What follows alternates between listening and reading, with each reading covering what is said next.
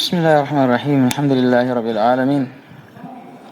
Wassalatu wassalamu ala al-mab'uuthi rahmatan lil alamin. Nabiyyina Muhammadin wa ala alihi wa sahbihi wa man tabi'ahum bi ihsanin ila yaumiddin. Amma ba'd. Alhamdulillah, kita masih melanjutkan pelajaran kita. Masih dalam pelajari cabang ilmu usulul fiqh. Masih dalam membaca Matnul Waraqat karya Al-Imam Abul Ma'ali Al-Juwaini Imamul Haramain rahimahullahu ta'ala. Dan alhamdulillah kemarin kita sudah menyelesaikan pembahasan tentang Al-Mujmal wal Mubayyan, demikian pula Al-Zahir wal Muawwal. Dan insyaallah ta'ala di pertemuan kali ini kita akan masuk dalam pembahasan yang baru. Baik, sekarang baca. Bismillahirrahmanirrahim. Alhamdulillahirabbil alamin. Wassalatu wassalamu ala asrofil anbiya'i wal mursalin wa ala alihi wa sahbihi wa man tabi'ahum bi ihsanin ila yaumiddin. Ahsanallahu alaikum wa nafa'allahu Ilaikum. Ahsanallahu ilaikum wa nafa'allahu ilmukum fid darain. Wa nafa'anallahu bi ilmikum. Wa nafa'anallahu bi ilmukum fid darain. Nah, amin. Allahumma amin. قال المؤلف رحمه الله تعالى الأفعال فعل صاحب الشريعة لا يخلو إما أن يكون على وجه القربة والطاعة أو غير ذلك فإن دل دليل على اختصاص.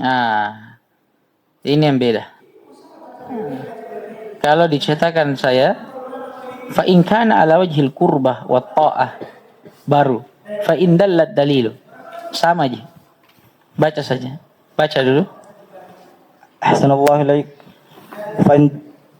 فإن دل دليل على اختصاص به يحمل على اختصاص وإن لم يدل لا يخصص به لأن الله لا يخصص.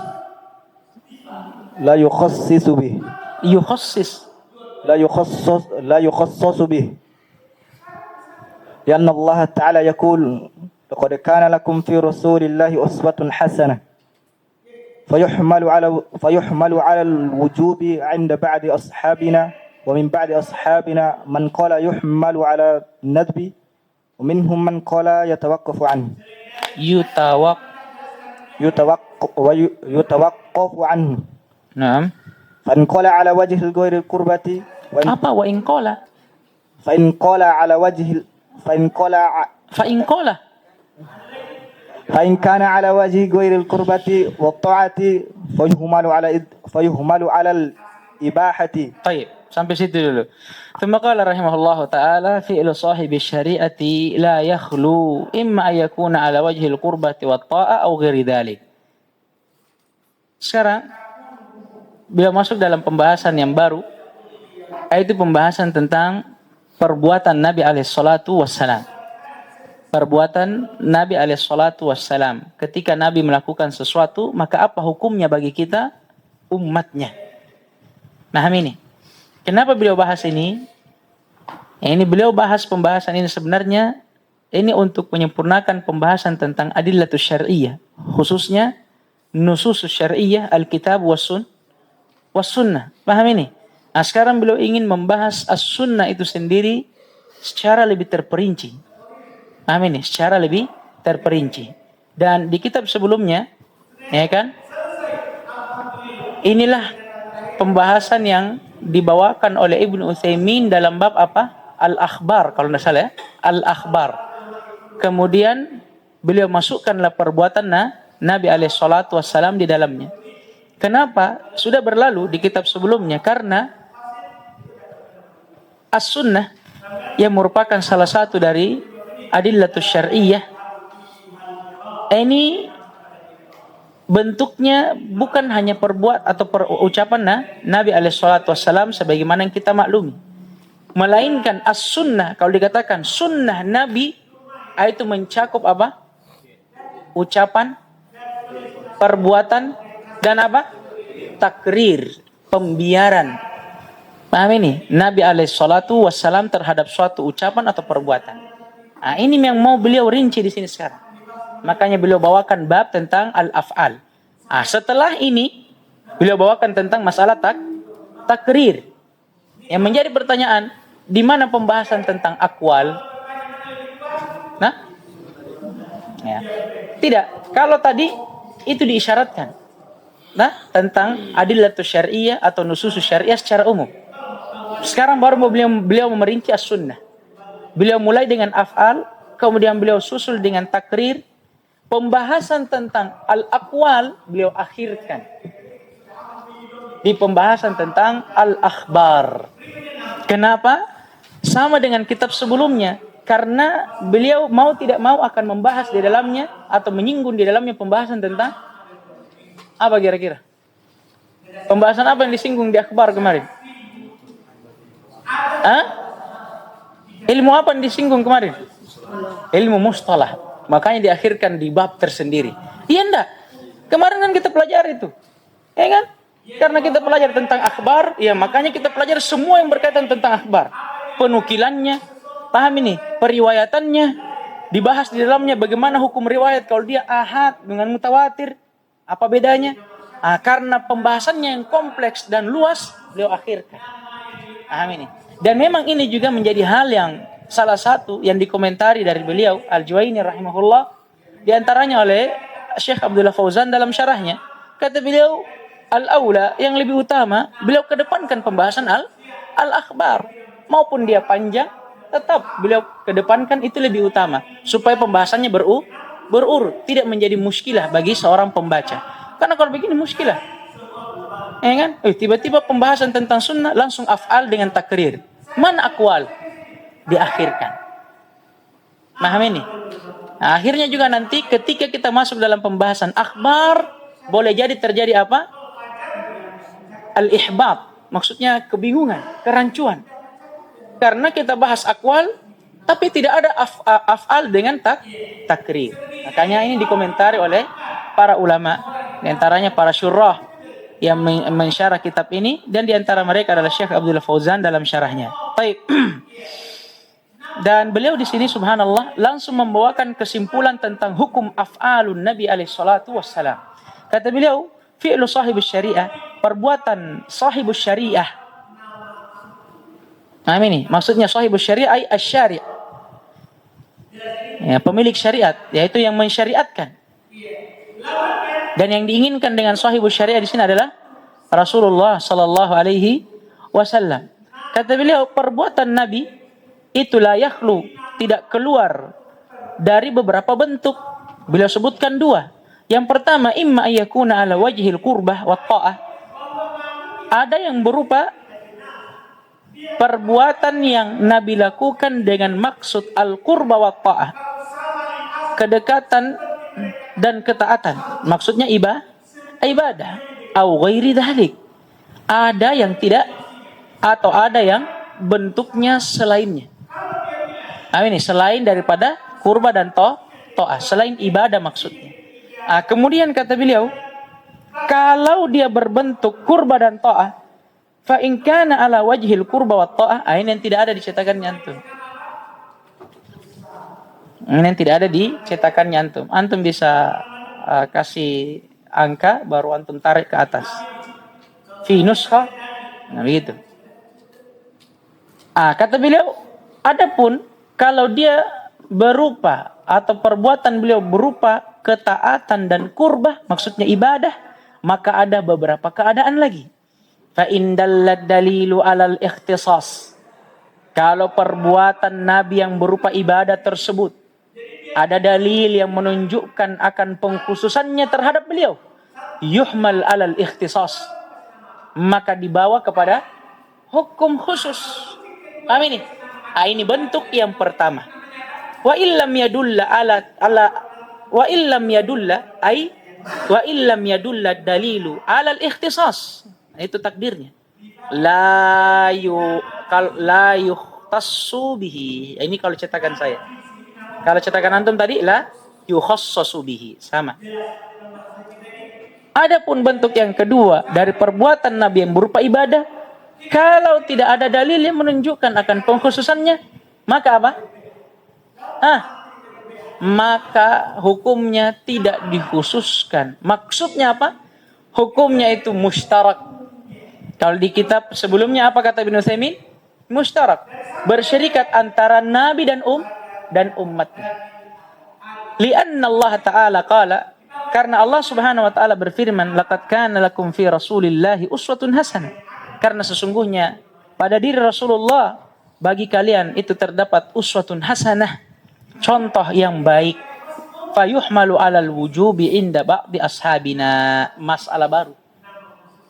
Untuk bentuk yang kedua dari bentuk perbuatan Nabi yang pertama. Nah ini. Bentuk yang kedua dari bentuk perbuatan Nabi yang pertama. Yaitu bentuk perbuatan Nabi berupa ibadah dan tidak ada dalil yang menunjukkan akan pengkhususannya. Apa hukumnya? Berselisih para ulama. Nah ini. Fayuhmalu 'alal wujub inda ba'di ashabina. Sebahagian ashabina, sahabat kami. Ketika Al-Juwaini mengatakan ashabina, berarti yang diinginkan ulama-ulama yang semadhab dengannya. Kita lihat apa madhabnya Al-Juwaini? Syafi'iyun madhab. Maka berarti kalau begitu, kalau Al-Juwaini mengatakan ashabina, siapa yang diinginkan? Minas Syafi'iyah. Nah ini. Nah ini pendapat sebahagian dari orang-orang Syafi'iyah. Wa min ashabina, dan sebahagian Syafi'iyah yang lainnya, man qala yuhmal 'alan nadab, dibawa kepada hukum mandub, maksudnya sunnah. Wa minhum, dan di antara mereka, maksudnya di antara para ulama, man qala, ada juga yang berkata yutawaqqafu fihi atau anhu. Ya, kita bertawakuf padanya atau darinya. Paham ini? Kemudian kata beliau, wa in kana ala ghairi wajhil qurbati wat ta'ah. Ini bentuk yang kedua dari perbuatan Nabi alaihi salatu wassalam, yaitu perbuatan Nabi yang bukan berupa kurbah, bukan pula ketaatan. Maksudnya bukan ibadah. Apa hukumnya? Fayuhmalu 'alal ibahah, dibawa kepada hukum mubah. Ini kesimpulan dari perbuatan Nabi alaihi salatu wassalam. Sekarang yang kita membahas tentang perselisihan para ulama. Tentang perselisihan para ulama. Yaitu pada masalah atau ucapan beliau, fa illam yadulla ad-dalil ala ikhtisasihi fayuhmal 'ala al-wujub inda ba'di ashabina. Ini dia. Bentuk perbuatan Nabi yang keberapa ini? Yang pertama. Kemudian jenis yang kedua, saudara, dari bentuk perbuatan Nabi yang pertama, iya kan? Kan bentuk perbuatan Nabi ada dua. Pertama, ibadah. Nah, ini jenisnya ada berapa? Dua. Ada yang khusus, ada yang tidak khusus. Nah, ini yang tidak khusus ini yang mau dibahas. Iya kan? Oh, itu yang kita lupa, Di. Itu yang kita lupa. Apa? Sekarang kita bahas. Kata beliau, kalau tidak ada dalil yang menunjukkan akan pengkhususannya, maka kata beliau la yukhtassu bih. Itu tidak dikhususkan untuk Nabi. Dalam artian apa? Sudah kita sebutkan tadi. Hukumnya apa? Mustarak. Bersyirikat di dalamnya antara Nabi dan umatnya. Paham ini? Kenapa bisa? Beliau sebutkan dalilnya. Karena asal dari perbuatan Nabi itu at-ta'assi bihi, yaitu mengikutinya. Dengan dalil firman Allah Subhanahu wa taala, laqad kana lakum fi Rasulillahi uswatun hasanah. Yang menjadi pertanyaan hukum mengikutinya, ini yang menjadi pertanyaan. Apakah wajib? Apakah sunnah? Atau bagaimana? Paham ini? Pendapat yang pertama, ini pendapat sebagian orang-orang Syafi'iyah yang mengatakan bahwa hukumnya wajib. Hukumnya wajib. Dan mereka berdalil atau mereka berhujjah dengan firman Allah Subhanahu wa taala, "Wa ma atakumur rasulu fakhudhuh wa ma nahakum anhu fantahu." dan apa yang Rasul kalian datang dengannya, paham ini? Maka ambillah. Apa maksudnya fakhudhu? Ai ittabi'u, ikutilah. Dan kata mereka, perintah untuk mengikuti di sini datang dalam bentuk amr. Dan apa kaidah usul dalam amr? Yufidul wujub, menunjukkan akan wajibnya. Maka kalau begitu, perbuatan Nabi SAW hukumnya wajib. Nah ini. Hanya saja pendapat ini diintikad dan dikomentari oleh para ulama. Diintikad dan dikomentari oleh para ulama. Dan di antara yang mengintikadnya, mengomentarinya adalah Imamul Haramain sendiri. Di dalam kitabnya yang lain, karena beliau juga punya kitab usul yang lain, namanya Al-Burhan. Beliau mengintikadnya, mengomentarinya. Kata beliau, yang diinginkan dengan firman Allah di sini ini khusus. Khusus kepada ucapan beliau, tidak masuk di dalamnya. Tidak masuk di dalamnya perbuatan. Apa dalilnya? Apa dalilnya kira-kira Imamul Haramain yang mengatakan bahwa yang diinginkan dengan firman Allah wa ma atakumur rasul fakhudhu itu perintah, bukan perbuatan. Berarti ucapan, bukan perlakuan. Ayat setelahnya wa ma nahakum anhu fantahu. Kan? Kan kata Allah, apa yang Rasul kalian datang dengannya, maka ambillah. Maksudnya berupa perintah. Kenapa kita bisa simpulkan ini perintah, bukan perbuatan? Ayat setelahnya. Karena Allah katakan, dan apa yang Nabi kalian larang, tinggalkanlah. Berarti yang Nabi datang sebelumnya dengannya, yang Allah perintahkan kita untuk mengikutinya apa? Perintah. Iya enggak? Nah perintah harus dengan apa Bisa perintah dengan perbuatan. Sudah lewat bab tentang amr. Bisa enggak? Apa definisi amr? Talabu ijadil fi'li bil qaul, atau di sini istida'ul fi'li bil qaul, saudara. Paham ini? Oh, berarti kalau begitu ayat ini tidak menunjukkan akan wajibnya kita mengikuti perbuatan Nabi.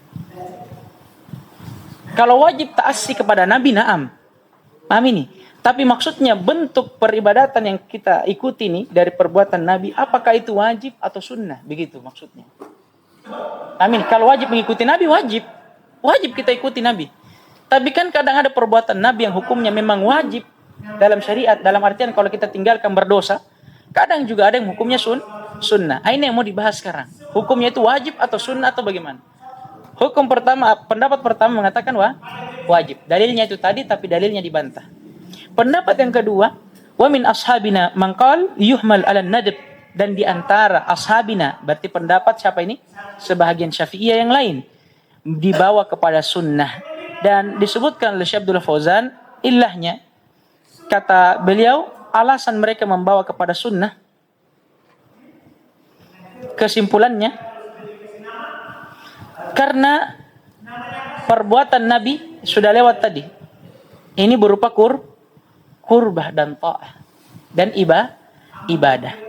Dan standar nilai yang paling sedikit dari perbuatan Nabi, maksudnya nilai yang paling minimal dari perbuatan Nabi itu hukumnya apa? Sunnah. Apa kita katakan semua perbuatan Nabi wajib? Kan tidak. Nilai paling minimalnya adalah sunnah. Dalam artian hukum asal perbuatan Nabi sunnah. Berarti kalau kita katakan wajib harus ada dalil yang menunjukkan akan wajibnya. Nah ini pendapat yang kedua. Kemudian pendapat yang ketiga, wa minhum man qala, di antara mereka ada yang mengatakan yutawaqqafu fi, kita harus tawakuf padanya. Kenapa? Ya, alasan mereka sebenarnya singkat. Karena tidak ada dalil yang menunjukkan apakah dia sunnah ataukah dia wajib. Selesai. Dia bilang kalau begitu tawakuf saja. Tidak usah kita amalkan sampai ada dalil yang menunjukkan. Amin nih, bahwa itu sunnah atau wajib. Dan ini pendapat yang ketiga.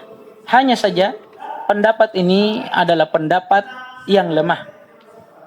Dan yang roji wallahu ta'ala alam adalah pendapat yang kedua. Adapun pendapat yang pertama sudah dibantah tadi dalilnya kan? Iya, oleh Imam Al-Juwaini tersendiri dalam kitabnya yang lain. Adapun pendapat yang ketiga, ini juga dibantah. Kenapa? Karena ucapan kita tawakuf pada permasalahan ini sama saja dengan kita meninggalkan perbuatan Nabi. Iya enggak? Iya enggak? Kalau kita katakan, tawakuf deh. Apa maksudnya? Ya jangan diamalkan. Karena kita belum tahu apakah amalan ini sunnah atau wajib. Dan ini sudah menyelisihi dalil yang pertama. Amin. Apa kata Allah? Laqad kana lakum fi Rasulillah uswatun hasanah. Amin. Nah, makanya ini pendapat yang lemah. Dan Syekh Abdullah Fauzan dalam syarahnya, beliau menukilkan perkataan dari Al-Imam Syaukani rahimahullah. Beliau berkata, wa indi, dan menurutku, annahu la ma'na lil waqfi fil fi'li alladhi qad dhahara fihi qasdul qurbah. Menurutku sama sekali tidak ada wajah, ya kan? Tidak ada alasan untuk tawakuf pada perbuatan Nabi yang sudah nampak bahwa perbuatan tersebut Nabi niatkan sebagai bentuk ibadah. Fa inna qasdal qurbati yukhrijuhu anil ibahati ila ma fawqaha. Karena sesungguhnya cukup dengan niat kurbah, dengan niat ibadah.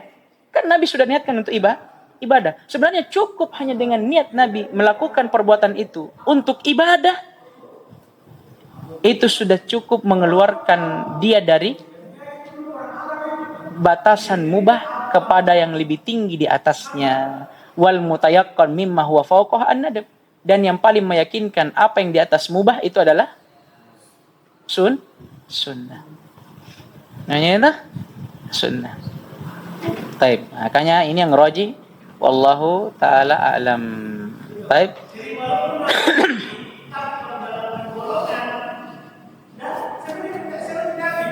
Dan juga ada ucapan yang bagus ya dari Syekhul Islam Ibnu Taimiyah rahimahullah, juga dinukil oleh beliau. Wa ma fa'alahu an-nabiy sallallahu alaihi wasallam ala wajhi ta'abbudi fa huwa ibadah. Dan apa yang dilakukan oleh Rasulullah sallallahu alaihi wasallam di atas bentuk ibadah, maka itu adalah ibadah. Paham ini? Yushra'u ta'assi bihi fih. Disyariatkan untuk mengikuti beliau dalam hal tersebut. Fa idza khassasa zamanan aw makanan bi ibadatin kana takhsisuhu tilkal ibadah sunnah. Dan apabila beliau mengkhususkan ibadah tersebut dengan waktu dan zaman tertentu, tempat tertentu, maka pengkhususan beliau terhadap hal tersebut adalah sunnah. Amin ya. Kemudian pembahasan berikutnya yang perlu kita taklik, ucapan beliau wa in kana ala ghairi wajhil qurbah wa ta'ah fayuhmal alal ibahah. Adapun kalau perbuatan Nabi tidak di atas bentuk qurbah dan tidak pula di atas bentuk ketaatan, maksudnya bukan ibadah, fayuhmalul alal ibahah, maka dibawa kepada hukum mubah. Hanya saja di sini Syekh Abdullah Fauzan dalam syarahnya memberikan bentuk dari bentuk-bentuk perbuatan Nabi yang bukan kurbah. Ya kan? Pertama, apa yang beliau lakukan sebagai muqtadal jibillah wal basyariyah.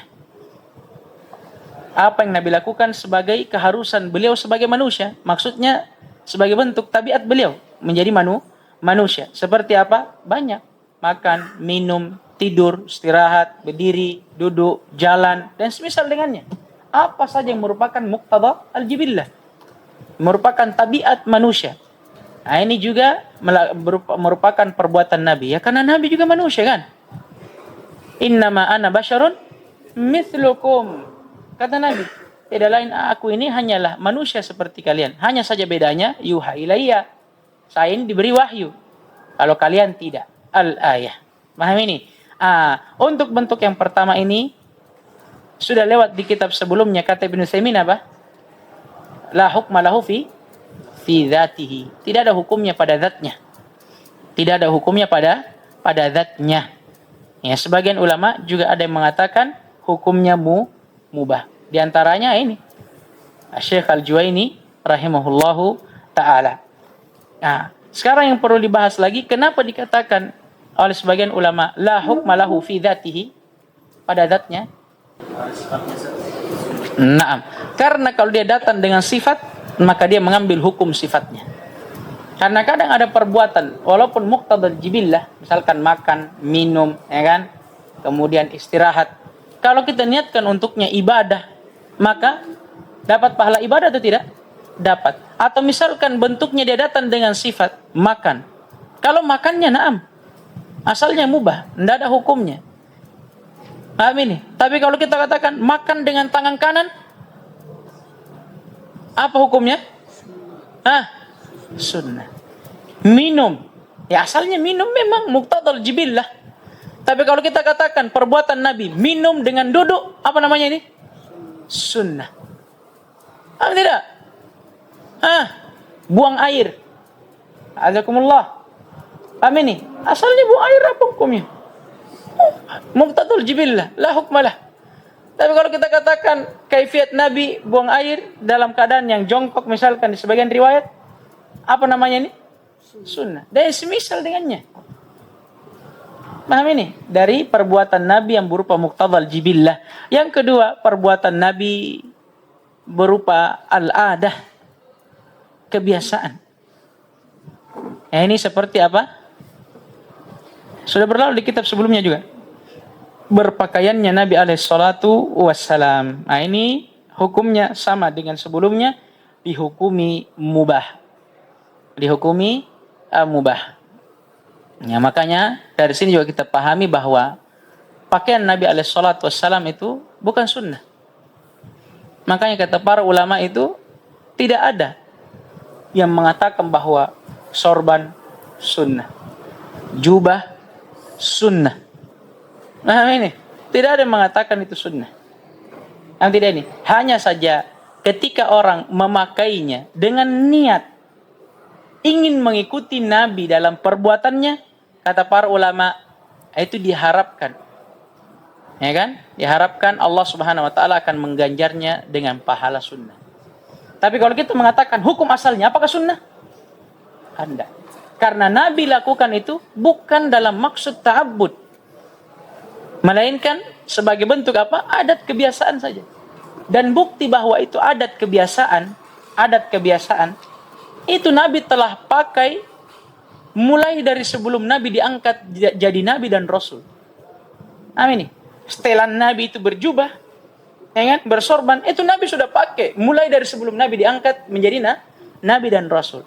Nah, andai kata itu Nabi lakukan sebagai bentuk ta'abbud, ta'ah dan kurbah, ya berarti sebelumnya Nabi tidak pakai. Nanti Nabi pakai setelah Nabi jadi Nabi dan Rasul. Paham tidak ini? Kenapa dia dikatakan bukan sebagai wajah ibadah, taqarrub ilallah? Karena Nabi pakai ya sebelum Nabi menjadi Nabi. Sebelum Islam ini turun, Nabi sudah begitu setelannya, memang pakai jubah. Paham ini? Pakai sorban. Makanya jangan kita katakan itu sunnah. Ya. Tapi dari sisi lain, kalau kita gunakan kita ini sebagai umat Rasulullah yang menggunakan itu, tapi dengan niat ta'assi kepada Nabi, beramal dengan dalil laqad kana lakum fi Rasulillahi uswatun hasanah. Dan uswah di sini dalam segala hal, termasuk dalam hayahnya, penampilan beliau. Kata para ulama, Allah akan mengganjarkan pahala baginya. Paham ini? Paham ya? Baik. Sampai di sini insyaallah taala. Dan satu lagi di antara bentuk dari perbuatan Nabi di antara bentuk perbuatan Nabi, dan ini ditambah oleh Syekh Abdullah Fauzan hafizahullah dalam syarahnya. Ternyata ada bentuk yang ketiga dari bentuk perbuatan Nabi alaihissalatu wassalam yang tidak disebutkan oleh Al-Juwaini rahimahullah dalam matannya. Dan ini disebutkan oleh Syekh Muhammad bin Shalih Al-Utsaimin dalam matannya, Al-Usul min Ibn Usul. Apa kira-kira itu? La, sudah lewat khususiyah. Siapa yang tahu? Aywa. Fi'lun Nabi alaihissalatu wassalam li bayanil mujmal.